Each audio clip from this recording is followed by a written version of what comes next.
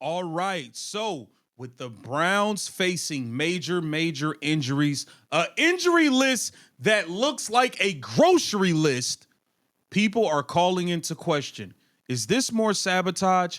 Kevin Stefanski, are you holding certain guys out just to continue to try to sabotage Shedeur, Sanders? This is spreading like wildfire. I have not seen something like this.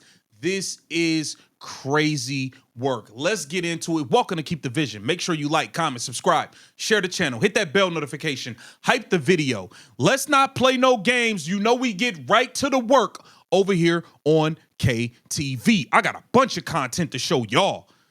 First, let's look at this. The Browns rule out superstar cornerback Denzel Ward. That sucks. That sucks, being that the defense was awful last week. Down Denzel Ward. No David Njoku, Wyatt Teller, Jack Conklin, and Dylan Sampson. The RB2, the sensational explosive rookie running back, is also out for this game. This is craziness, y'all. This is literal craziness. Let's keep it going. We're going to keep it rolling over here. Let's listen to this. Sunday may also start to give us a look into the future along the offensive line. Shedeur's numbers, they may not be as good against the Bears, but it has nothing to do with Shedeur. And then down in the viewer comments, a Bears fan who roots for our worst. The headlines. Look at this. Look at this. Joe Bitonio out. Jack Conklin out. Grant Delpit sick. Mason Graham out. Ribs. This list of injuries. Kevin Stefanski, are you holding some of these dudes out?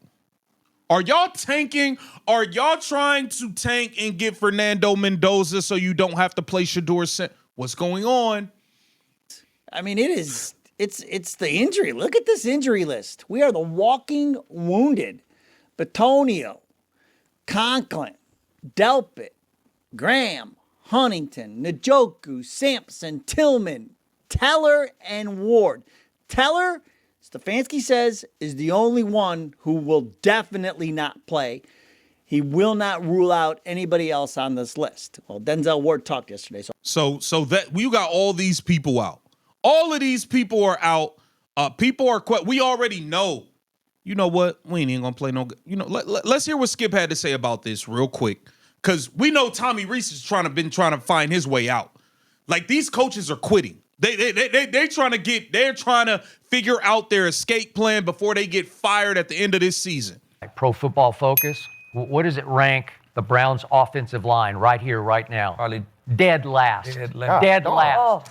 Dead last. That is what Shedeur Sanders is dealing with. And he's dealing with all backups to protect him in this game versus the Chicago Bears.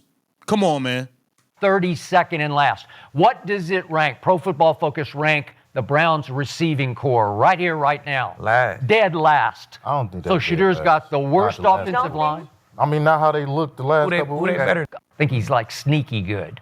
But the point is, they're going to the Bears, who lead the league with 18 interceptions, and they're running away with the turnover differential. They're plus 17. Houston's next at plus 12. It's going to be 10-degree wind chill on Sunday. It's going to be one of the coldest games in the history of Soldier Field. So I don't love throwing the football in 10-degree wind chill to start with. And then the Bears, look what they did at Philly. They ran for 281 yards. And I just watched the Browns defense against the freaking Titans give up 184 yards rushing. Yeah. So you don't think that Chicago and Ben Johnson we are going to run it down your throats. As good as that defense has been in yards allowed, I think they're going to give up they're going to get a big dose of just boom, boom, boom. Yeah, Ben Johnson is definitely going to have these guys running the hell out of the football. Man, Shedeur Sanders is just not put in a good position, but he's still making it do what it do. It's still wrist up 12 time. But we just got to be real. Like, the worst offensive line in the league, the worst receiving core in the league. Now you're playing with all backups on the worst offensive line in the league. I mean, come on, man. This is nuts. And now you got coaches Tommy Reese trying to find his way out. Kevin Stefanski has his boy Dan Orlovsky putting fillers out there on ESPN. Yeah, Kevin will be one of the most sought-after coaches if he's not back with Cleveland. All of this going on. Let's take a listen to Ken Carman and Anthony Lehman. Let's see what they had to say. How bad on a scale of 1 to 10 does Tommy Rees want to get out of here? Jason Lloyd in for Lyman today. On a scale of 1 to 10, how bad does Tommy Rees want out of here? I don't think he's putting together the Mike Shanahan. Kyle Shanahan Sorry. PowerPoint. Yeah, I don't think he's putting together the Kyle Shanahan PowerPoint. No, he wants to be a head coach. But I'm going, okay, North Carolina last year, as you mentioned, I can believe that. I can believe UCLA. Michigan. Oh, there's interest that Michigan's there. Okay. But part of this is once your name is in that cycle, it's going to stay in that cycle. Man, Tommy Rees is trying to find his way out. He knows Kevin Stefanski is going down. He knows that there has been sabotage on Shedeur Sanders. He's trying to get the hell away from this and secure another job while he can. No. I don't know, he man. He has the endorsement and blessing of Nick Saban. The college football. He does. Jason. He does. Jason. You don't think that's true? I know that. He worked for him. Okay. He acts like him in so many ways. Saban loves him and puts him up anytime anyone asks about him. Jason, every single open job. Oh, Tommy Rees. Tommy Rees. Okay, then someone just pick him up. Something's up. Something is up. I'm telling you, something is up, y'all. Pick him up. You got 4 more games left in a season that's already sunk. Bye. Wait a minute. If he's one, like, I'm not saying he's not going to be a head coach, and I'm not saying he's not going to be successful. I'm just pointing out, it's like, well, we're going to go from offensive coordinator to the Cleveland Browns to the Michigan Wolverines. Maybe he will. I don't Maybe think. I'm wrong. I just don't think you're going for. That's why I don't think it's serious. I don't think. That's why I don't think it's serious. But there's always names that are thrown around that don't wind up getting the job. And I also call those names not serious. I just looked it up to make sure. He's 33 years old. Yeah. Man, Tommy Rees is trying to get the hell out of Cleveland. He's throwing in the towel. He didn't want Shedeur either. And another thing for Shedeur securing his job is not just his play. He needs to win a couple games, a game or two down the stretch, because if the Browns are in position to draft Fernando Mendoza and all of this stuff, then they might opt to do that. So the best thing that Shedeur Sanders can do is to actually win games. But with all these people out, it minimizes opportunity to do that.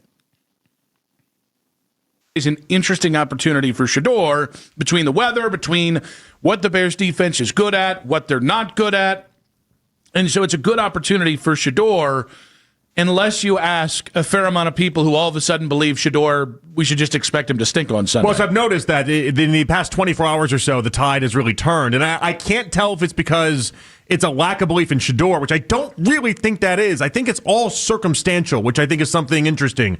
When now all of a sudden you have 7 different guys that are out for the Browns, you have 4 offensive linemen that are out for the Browns. It's adding up. The pieces that aren't going to be there, and Njoku not going to be there, Denzel Ward not going to be there, and I've just noticed the cold weather being a factor in this as well. It does feel like the expectations for Shedeur have gone back to being very, very low. When I thought we were just going to continue the expectations being high trend, this could actually end up being a good thing for him. When enough Daryl Riders say that preemptively they give him the old Peterlin pass, this can be a good thing for him. But Peterlin pass. Man, I think that this is a bad situation for Shedeur, but he's gonna make it do what it do, regardless. But you see what's going on, man. All these people are out. People are questioning. Are these people actually like truly unable to play, or are y'all just holding some of these guys out? People don't know what's going on, and the fact of the matter is people shouldn't have to question this, but you guys have done so much BS and nonsense that people are questioning everything. We don't trust nothing. Won't trust nothing, man. Get down in the comments. Let me know what you think about this. This is Keep the Vision. Make sure you like, comment, subscribe, and share.